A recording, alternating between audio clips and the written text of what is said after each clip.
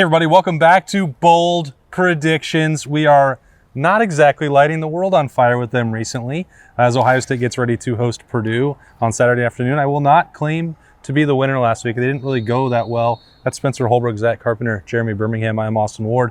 But I think we're all going to do a lot better. We're going to drill down. Bold prediction one, we're all going to do better. We're all going to do better. I don't know if I'm with you on that one. I think we are. I have a lot of faith. Anyway, Ohio State is still unbeaten in the Big Ten. Purdue, the last time these two teams matched up, they shocked the world. Yep. Do you guys think that's going to happen again? I guess we're going to find out as bold prediction number one starts with Berm. Bold prediction number one is that the Ohio State running game gets unhitched a little bit this week. Unhitched, because it's been hitched the last couple weeks. Travion Henderson back to 7 yards a carry on Saturday. I don't exactly know how many yards, how many carries. Things are foggy, but Purdue has a pretty good front seven. They really have. I guess I was immediately wrong on my bold prediction. We're not going to do much better. Purdue has a really good front seven. They are one of the better defenses in the Big Ten, but I really haven't played an offense, I think, that is as multidimensional as Ohio State. They did a nice job on Kenneth Walker last week, but Michigan State really doesn't have a passing attack despite being the best group of receivers in the Big Ten. Hat tip. Fact check. News. So I think that it's an opportunity for Ohio State. Okay. Free press, news, whatever. They're the same. They're all wrong. But I think that Ohio State gets the running game going. I'm going to say 200 yards of rushing for Ohio State and 7 yards of carry for Travion Henderson. 145 for him on the ground. Well, now we've got it. So now we actually can figure out the number of carries. The fog is clearing. Well, speaking of, yeah, exactly. So it sounds like 21 carries. Sure. 21 carries, 145 yards. Speaking of the run game. Yep. CJ Stroud has come under a lot of fire for not running the ball. I knew the first I've heard of it. Do it. And he made a comment last week that said, "My job is not, what was the comment even? If I was if my job was to run, I would be a running back." Absolutely, and I agree with him. That's a true statement, by the way. He's called a passing back. But this week, he will have... Wait a minute. That's not a position. He will have... And this is a bold prediction. Inventing new stuff on this show. I know this is going to sound low, but it's a bold prediction. He will have 35 rushing yards for Ohio State because I think when the defense gives him a lane to run in the passing game, when he's scrambling, I think he's actually going to start to take it. You saw these progressions from different Ohio State quarterbacks in the past. It's a feel for the game. It's not a willingness to run, not willingness to run. I think he's heard the criticism. Actually, I know he's heard the criticism because of the way he responded. I know Ryan Day took a lot of questions about it. I think that was probably a little bit of a point of emphasis this week. So I'm going to say that CJ Stroud, when he has the opportunity to, will take those 4 or 5 yards. I think it'll happen quite often. Give him 35 rushing. Yeah, for some reason. Is he going to score? No. But that's bold enough. He hasn't had that all year. Okay. How many rushing attempts? I don't know. 35 yards. Just one. Just one for 35 yards. For some reason, I had a feeling that one of us was going to predict something about CJ Stroud rushing, and I had a feeling it would be Spencer. So I'm good at bold predictions if I don't say them out loud. You're good at boldly predicting what we're going to boldly predict. Yes, exactly, because I know you guys so well. Bold predictions? So Austin asked, or maybe it was Berm, 2 minutes before we started recording, who did their research this week? I took like 2-3 minutes to look up stats right before coming on, essentially. And seeing the stats for Purdue's passing defense, they're top 15 in passing yards allowed, top 15 in passing yards allowed per attempt. They're bottom 6, number 6, worst in the country at yards allowed per completion.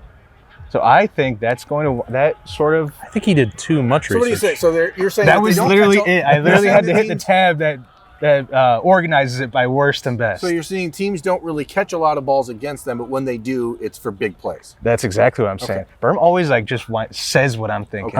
Yeah. Such good chemistry there. I think it's going to open up the middle of the field for Ohio State's passing game. And in turn, once they get that going, it's going to line up big, deep shots down the sidelines. I think Chris Olave, Jackson Smith-Njigba, and Garrett Wilson, assuming he plays, all finish with at least 100 yards receiving. And I think I'm going to kick myself for not going with another rushing thing because I agree with what Berm said about Ohio State's rushing offense potentially get back on track this week. There's no reason you can't. Just wait till your next turn, Zach. After I said Travion Henderson for 300 scrimmage yards, I'm a little hurt right now. You should be a touch more reluctant. Yes. I don't really think that Ohio State will care to run the football that much in this game, and there's a lot of opportunity to make plays against Purdue's secondary. So, I predict that Garrett Wilson will play on Saturday afternoon. He'll come back from those concussion-like symptoms that plagued him last week after getting viciously, maliciously hit in the head. Not a target, by the way, even though his back was turned and he was on his knees. I guess he was able to defend himself from that. Big Ten officiating continuing to do some great work. But Garrett Wilson will roar back into the lineup. I think he will have 11 receptions, 175 yards, and 2 touchdowns in his return to the lineup. I'm not really as panicked over the rushing game. I'm definitely not worried about C.J. Stroud's ability to impact it. What this team does better than anybody else in the country is throw the football and take advantage of the three of the best 6 receivers in the country, I'll say, Spencer. Well, we can fact check that later, provide our own list, but this is a team that will go as far as the passing attack will take it. The explosive plays will return, and that in turn will then open up the rushing attack. Yeah, and I like airplanes. I like how they're constantly flying over our heads. If you guys can't hear them at home, be glad for it because they're super annoying for us. You know what else is super annoying? What else is super annoying? The way that Jeremy Ruckert has played so far this year for Ohio State. It's been very inconsistent. People expect more out of a guy that they thought was going to be the best tight end in the country this year. I think he gets back on track Saturday, and I'm not predicting 1 touchdown, but 3 Jeremy Ruckert touchdowns against Purdue. That leader for the boldest. You could have really built it up with not 1, not 2. No, he did that last week. He can't, just making us think like drilling down. I am not here to lead these people asunder and give them this like, oh, what's he going to say? What's he going to say? What's he going to do? I'm just coming. You do that all the time. Coming to asunder. Facts only. 3 touchdowns, Ruckert. Count it. Are you going to crush a beer on your head now? That's what it sounded like. Let's go. If I had one, I would. Does anyone know? Me too. This is going to be weird. Does anyone know the name of Purdue's starting running back? Pistol Pete. No. Drew Brees. His name is King DeRue. It's one of the coolest names in college football. Do you know that Purdue has the worst rushing offense in the Big Ten? Bingo. Purdue, less than 50 yards on the ground for the game. Is that bold if they ran for 6 yards last week? Negative rushing yards for Purdue in this game. That was It's less than 50, isn't it? A lot of sacks. This Ohio State... Negative 150. This Ohio State running defense... Nay! I raise you. This Ohio State running defense is getting better. It was already good. It wasn't the issue at any point during this season. And I really think that they're starting to turn a corner on the defensive line. And not only does that pertain to pass rush and Tyreek Smith and Zach Harrison, but the guys just get after it when it comes to stopping the run. I think they take a lot of pride in it. I think one of the things you're going to see is an aggressive front trying to make sure that Purdue doesn't think they can throw the ball everywhere deep and really minimize what Purdue can do up front.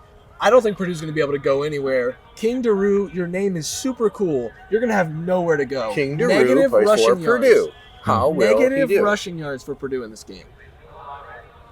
Well, I'm tired of the past 2 weeks being so wrong, talking up Ohio State. It's going to be a blowout. It's going to be just offensive explosion. Mm-hmm. I think it's time for me to do a little curveball and do a little Purdue bold prediction. Negative prediction? A negative bold prediction. I did some of those last year. It's okay. I think Purdue's, and this is a hand up on me, when I did my second half bold predictions, I talked about the passing offenses that Ohio State was going to face the rest of the season, and I basically just threw Purdue. I mean, I didn't take them seriously, and it's a hand up because their passing offense actually has been pretty impressive, especially last week. They put up like over 500 yards against second most passing yards in the Big Ten. 536, actually. Yes, I said over 500 yards, so I wasn't wrong. Yeah, go ahead. He was wrong last week. Go ahead. Anyway, I think Purdue is going to throw for 400 or more passing yards. Ohio State is also going to throw for 400 or more passing yards. We're going to be there all night. I think it's going to be a shootout, but 400 plus yards passing for Purdue. It's going to be a shootout. Tulsa was the only other team. You looked like you needed another little stat. I was trying to understand why Spencer was pointing guns at me and Berm, but it's going to be a shootout, boys. Okay. All right, Spencer. He's just excited. I am excited. It's bold prediction. He's just really Austin, what's your excited. He next has no prediction? idea why we're here. I don't believe that Purdue is going to have that much success throwing the football, and the reasons are twofold. Spencer alluded to some of them, but the way that Tyreek Smith and Zach Harrison are playing, that clock is going to be going very quickly for Purdue to try and get the ball out. These are two potential first-round NFL draft picks, and they are starting to finally look like it. We've been saying it for 3 and 4 years for these guys because we know what their physical measurables are. We know who's coaching them, and there's always just been something missing, whether it was injuries for Tyreek Smith, whether that was playing with a consistent motor, or all that Zach Harrison lost in his second year on campus. But they're there now. They're playing at a high level. Plus, you've got Jack Sawyer and JT Tuimoloau coming off the bench. Javonte Jean-Baptiste playing better. Tyleik Williams can bring some. Haskell Garrett, when he's fully healthy, I think he'll be closer to that this week. That's going to speed it up. And Denzel Burke and Cameron Brown are two of the highest rated defenders in terms of passer rating allowed in the country. So I'd say that David Bell will have less than 100 yards receiving, and Purdue overall will be held to 234. Here's the interesting thing about the Purdue passing game. They are second in the Big Ten in passing yards gained, but they've completed like 100 less passes than Ohio State, or 100 more passes than Ohio State, and Ohio State has more passing yards because Purdue really wants to stretch the edge of the field, and that's why I think that quick clock is actually just what Purdue wants this weekend. We've seen everyone this year that has success passing against Ohio State attacking just the perimeter and then letting guys go because the Buckeyes have missed a ton of tackles. And I think if I have a concern heading into the game, that's probably it, because we remember what happened in West Lafayette in 2018 with the inability to tackle guys in space. This Purdue team doesn't have a Rondale Moore type out on the edge, but they're going to throw the ball a lot. And I think that's going to lead for Ohio State to have an opportunity to have a couple tipped interceptions. And I think you're going to see 2 interceptions for the Ohio State linebackers. I don't know who gets them. I'm going to say Steel Chambers is probably going to get one of them. Steel Chambers is a good choice to get one, but I think you're going to see 2 linebacker interceptions for Ohio State because Purdue is going to try that snap, drop, throw, and you're going to see the rush from Tyreek Smith. Shut them down, open up shop? Yes, exactly. You're going to see Tyreek Smith and Zach Harrison, those guys get their hands up and tip balls that are going out to the perimeter. 2 interceptions for the Ohio State linebacker. Okay. Delightful. I was going to go with some interceptions, but I'll go with maybe a different direction. Why is everyone so sensitive? I'll go a different direction. Call me sensitive? How dare you? Zach took my question. Same principle, different direction. I think Bryson Shaw will have at least 3 passes deflected. Because I think when you talk about a guy who's just playing a lot better, who's seeing the field a lot better, reading quarterbacks better, not having his eyes manipulated near as badly as he was at the beginning of the season. This is one of those guys. He reminds me of what people thought of Pete Werner and Tuff Borland in 2018. Those guys did get better as the year went on. Into 2019, they looked really good, but nobody gave them credit because they only remembered them for that Purdue game. Everybody remembers Bryson Shaw from that Oregon game. He looks like a completely different player, and I think he's going to have at least 3 passes deflected. I wouldn't be surprised if he gets both hands on one and gets a pick. This is one of my favorite stories of the season, is the way he's been able to take himself from a guy who was, to be honest, a liability on the field at the beginning of the year to now one of the role players who's really making an impact in the secondary. I think he's going to have at least 3 passes deflected. Okay. You guys see what I'm doing here? Being sensitive. Arms No, crossed. I'm flexing. Oh. I'm flexing. You want to know why? Because Larry Johnson, no, don't you dare. Don't you dare. Go ahead. Larry Johnson called Jack Sawyer more of a finesse player earlier in the season, which is accurate. It's accurate at the time. But guess what he did last week? He basically bulldozed. He muscled up. He injured his ab. And bulldozed through Nebraska. Is he not playing? I think he's going to play, but he's injured. Okay, well then he was going to fight through that. He's going to fight through that ab injury To not be a finesse guy. And he's going to get 2 sacks. Whoa. Okay. So he's not only is he going to play, he's going to play well. So boom, 2 bold predictions. Oh, that's awesome. Okay. I love it. There we go. I got a lot an of extra one. flexing. Here's another interception for Ohio State. There will be 3 for the Buckeyes on Saturday. And the third one is going to be Cameron Martinez, because in this type of game where the Purdue is stretching to the perimeter of the field, you're going to see Ohio State run him out there a lot more because he's a pretty good pass defender, where he struggles a little bit against the running game. At this point in his career, I think you'll see Cam Martinez back into the lineup a lot more, and I think he'll get a pick. You just went out of turn. Go ahead. No. If he wants to talk about Cameron Martinez, I had to get one in. the floor is his. I'm done now. Huh. What should I do with my third bold prediction? I don't know. I'm done talking. A Purdue punt return for a touchdown. I took a week off. I thought I was going to be really close to an Emeka Egbuka kickoff return for a touchdown. And Garrett Wilson didn't play. He was the guy that I thought would break the streak. I don't think he's going to get that role this week.